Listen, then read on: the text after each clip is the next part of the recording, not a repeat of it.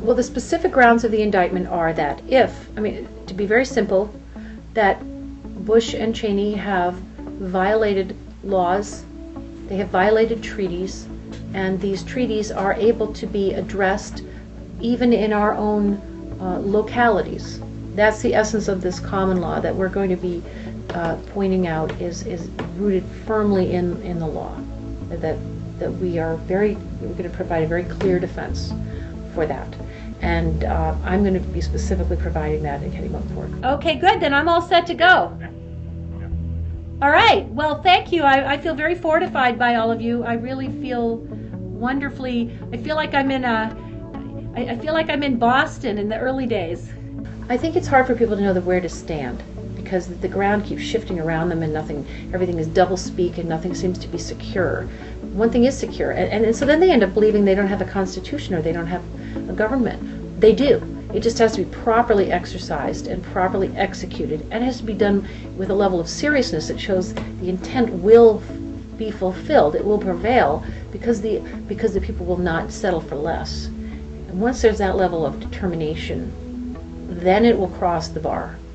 Then you'll find that people will make the decisions that they have to make and assume for themselves this level of will that will overcome fear.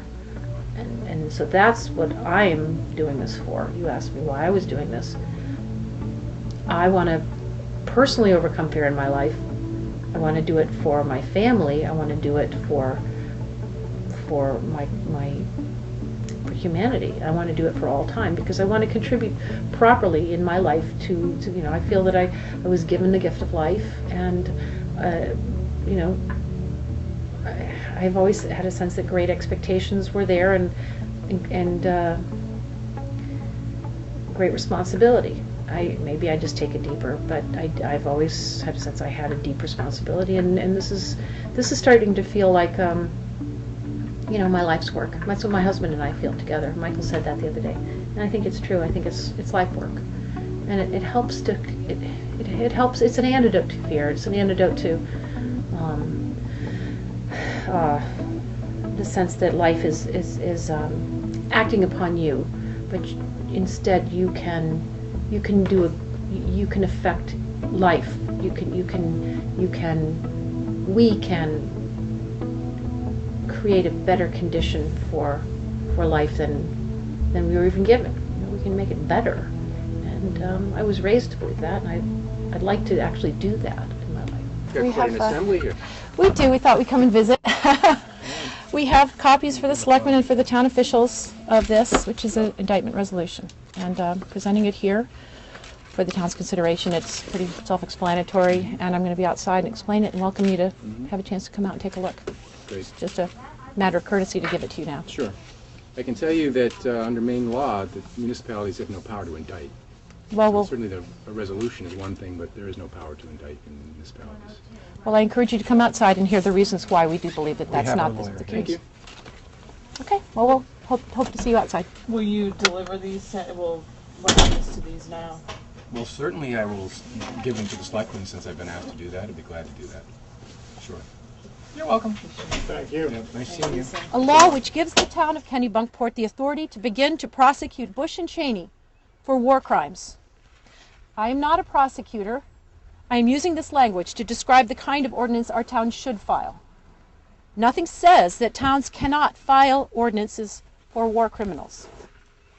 Traditionally, it is not done by towns, but by grand juries.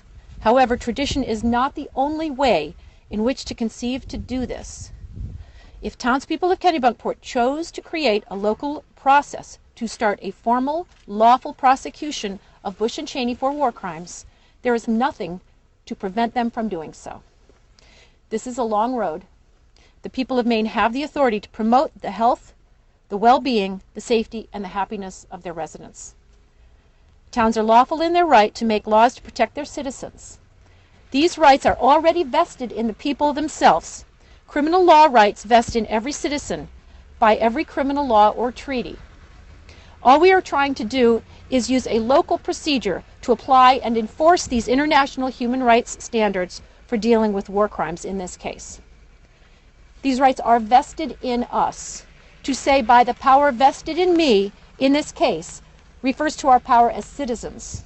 When the government passes a criminal law, that power is vested in each person who may be a victim to assert their right to be protected under those laws. If then these rights are raised, defended, and they are done in my name as a citizen. The government exists to do my will by passing them and enforcing them.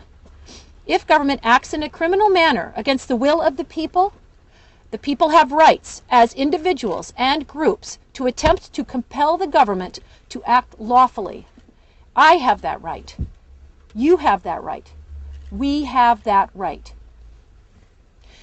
Indictment exists to charge someone of a crime.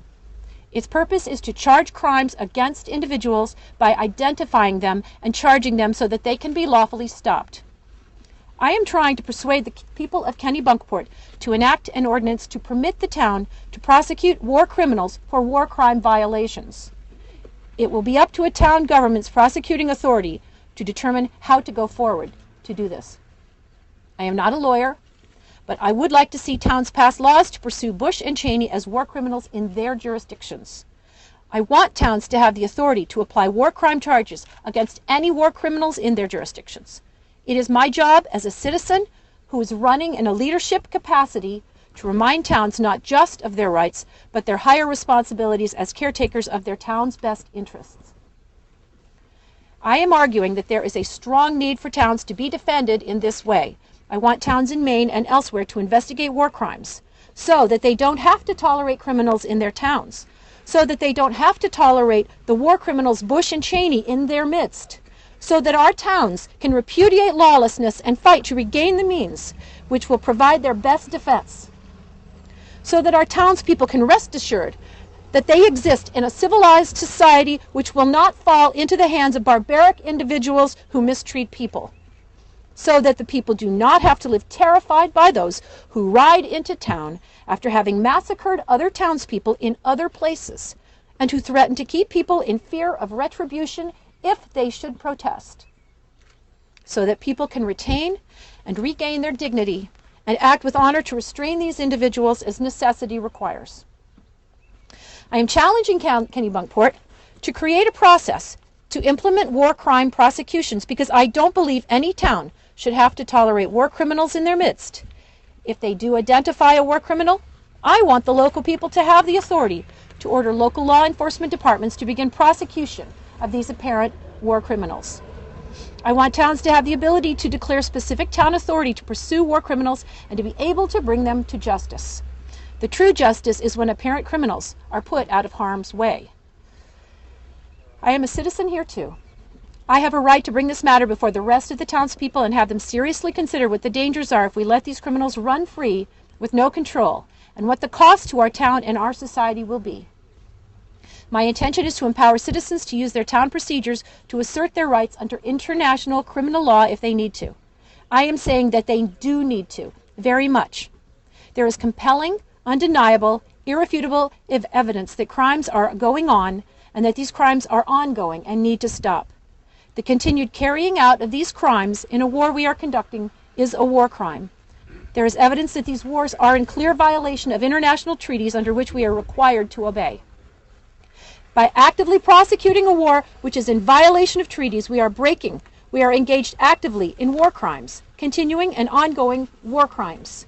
Our Congress is complicit in the funding of these war crimes to the extent now that anyone who actively participates in actively promoting these wars, who is directing people into them and forcing them to fight in them, is promoting and encouraging war crime activity. Anyone who does not fight war crime is condoning war crime. This is a matter of individual conscience, and it is a matter I raise to all who would not wish to see their part unconsciously in war crime support. This is about becoming conscious and listening and following our consciences. I am calling this campaign Declared for Conscience.